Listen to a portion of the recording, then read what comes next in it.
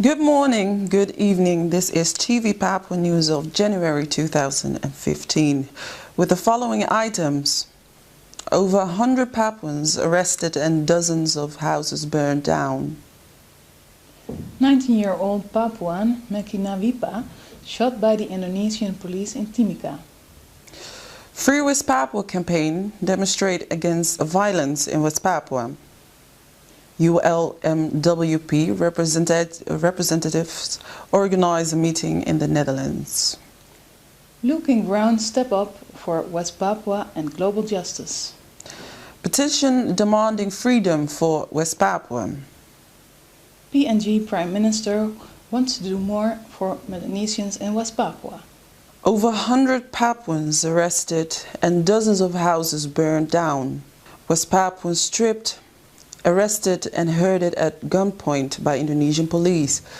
The Indonesian military and police arrested scores of West Papuans in Utikini village near Timika, which is very close to the world's largest gold mine.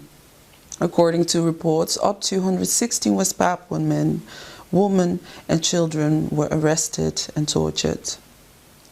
The village raid recently, there has been a surge of Indonesian military activity in the Timika area, with over 1,000 military and police personnel looking for members of the banned Free West Papua movement. They raided Utikini village and found banners in the basement of one house calling for an independence referendum for West Papua and a rejection of the so-called Act of Free Choice in 1969. Of the 116 Papuans who were reportedly arrested and tortured in Utikini village, 68 were men, 48 were women, and 3 were children. At least 13 of those arrested remain in detention, and many are currently being interrogated by Indonesian police. Indonesian military used more violence. Only last month, the Indonesian military murdered 5 innocent West Papuan schoolboys in Panyai, leading to worldwide condemnation of the Indonesian government and their continuing brutal action in West Papua. With the mysterious death of 2 Indonesian policemen earlier this month in Timika, the Indonesian authorities have once again tried to blame the West Papuan people for the violence in West Papua. The founder of the Free West Papua campaign, Benny Wenda, recently released a statement on the raid in Utikini and said, "I feel that this is a deliberate attempt by the Indonesian authorities to create more violence." So this is Indonesia themselves who create the violence in the area and then trying to blame the liberation movement. So this is something that the world needs to bring their attention fully to what Indonesia government doing, because Indonesia government launched against the West Papuan from 1963 until today. There is a genocide going on, but world is ignored. We hope that this year onward, world need to put the attention and alert to look at what Indonesia is doing. Why is it that when 5 Papuan schoolboys are killed, no one is arrested? Yet when 2 Indonesian policemen are killed, more than 100 Papuans are arrested with dozens of homes burned to the ground. There have been many other cases of mysteriously killings in West Papua, including in the Timika area and especially around the nearby Grasberg mine, which is the largest gold mine in the world and is operated by a US-based company, PT Freeport. Freeport is Indonesia's largest taxpayer and is in fact funding the genocide in West Papua by paying the Indonesian military over $3 million a year to protect the mine. However, when the mine is not under threat, the Indonesian military have no excuse for being paid this protection money. Many Papuans feel that the Indonesian military are deliberately causing further violence around the mine in order to ensure the protection money from the mining company. The people of West Papua are being treated as scapegoats for violence that they did not ask for. There's no justification for the human rights abuses being committed against them. The real reason why Papuans, like the villagers in Utikini, are being targeted in their call for the human rights self-determination. They are calling for independence referendum so that they can live in a free and independent West Papua. 19-year-old Papuan Meki Nawipa shot by the Indonesian police in Timika. 19-year-old West Papuan youth Meki Nawipa was shot by the Indonesian police 2 days ago in Timika. Meki's father told local media how his son wanted to buy meatballs and noodles from a local stall but only had enough money for half the price. Though he told the seller he would pay later, the seller told the nearby police, who immediately opened fire on Meki, shooting him in the torso as he was trying to escape. He is now being treated in the Mimika hospital. These shootings and killings of Papuans by the Indonesian police have become widespread and are now reality of daily life in West Papua. As long as West Papua is not free, the genocide of the Papuan people will continue. Free West Papua campaign demonstrates against violence in West Papua. Protests outside Indonesian embassies in London and the Netherlands on the 17th of January to protest against the ongoing Indonesian brutality in Timika and their illegal occupation of West Papua. Shame on you, President of Indonesia. Shame on you, you greedy, evil president. There is nothing nice that you can do for West Papua. All you give West Papuans is slaughtering, burning, silent genocide in their motherland. This is not your land. And if you don't like West Papuans, Mr. President, then leave Melanesia country. You don't like them and you slaughter them. You slaughter them like animals. You say when you kill a West Papuans, you are only killing an animal because you don't care. You are greedy for their gold. You are greedy for their oil. You are greedy for their gas. You are greedy for all minerals in their land. You are greedy because Indonesia, you have nothing to show to the world. That's why you rather go to West Papua and slaughter innocent men, women, and children, which are not belong to you. These are Melanesian people. And you have no right to take their land. You have no right to freely take it and destroy it because it doesn't belong to you.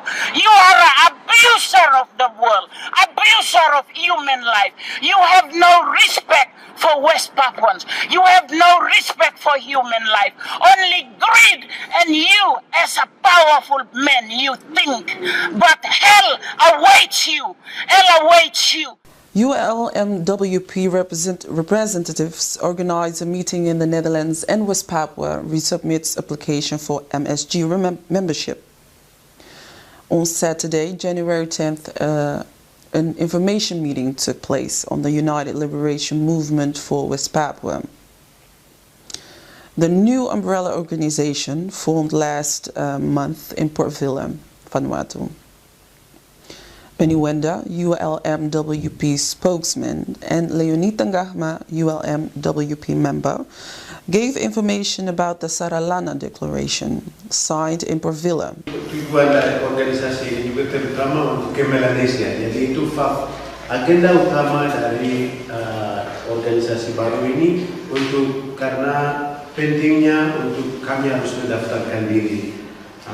Terlepas dari semua agenda-agenda dari seluruh organ itu nanti mungkin next step apabila, tapi yang pertama tujuan prioritas utama untuk organ ini adalah kembali ke Malaysia, itu yang kami ada berusaha untuk bagaimana.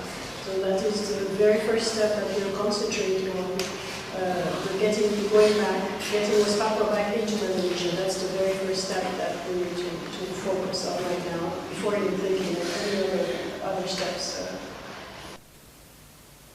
The meeting started in the atrium of Church of Our Savior in The Hague. The presentation showed pictures of a report on the 5-day meeting in Port Vila. West Papua resubmits application for MSG membership. On Wednesday, 4 February, the newly formed United Liberation Movement for West Papua submits its application for membership at the Melanesian Spearhead Group in Vanuatu on behalf of the Melanesian people of West Papua. Blue King Brown step up for West Papua and global justice. Rise Up is the message from Aussie indie band Blue King Brown as they tour to support their new album, Born Free. The group has worked with Aboriginal communities for over a decade and has a strong passion for First Nations movements both here in Australia and around the globe.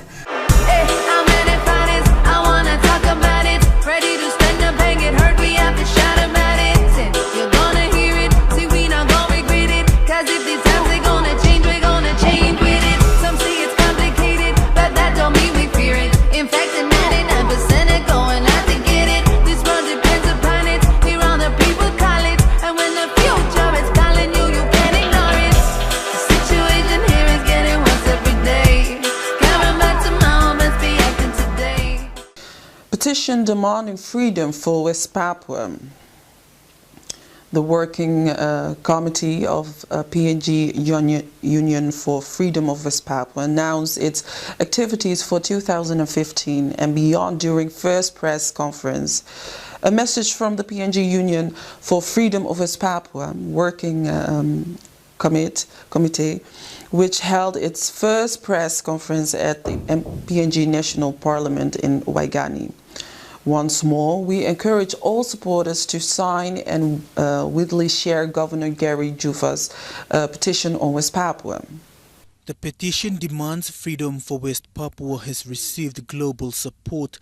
Governor Jufa says it is all about bringing greater attention to the plight of the West Papuans, which has been ignored by the world for too long. We can't ignore that, and I'm going to be taking this. We took a petition. In one day, we've already recorded almost 1,000 signatures. It's a worldwide petition, and it's online.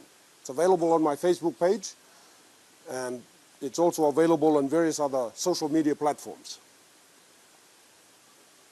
We are trying to bring this to the attention of the Western media, to mainstream media, so that they can pay attention to this. With support from his party executives and other NGOs, he will be taking this issue to the floor of Parliament next month. The United Nations in 1965 failed the West Papuans in an act of free choice. Governor Jufa says this is a blatant mistake that must be corrected by the UN and those involved. To confront the UN and ask that they look at this situation, this problem they created. They cannot go around the world hypocritically stating that they're concerned about human beings when they haven't shown any concern for the people of West Papua. PNG Prime Minister wants to do more for Melanesians in West Papua. And in PNG, the support is growing stronger. Just yesterday, Prime Minister Peter O'Neill called for more support to end the brutality and oppression of the West Papuan people. We have the moral obligation to speak for those who are not allowed to talk. We must be the eyes for those who are blindfolded. This was TV Papua News of January 2015. We hope to see you again next time. Tabea.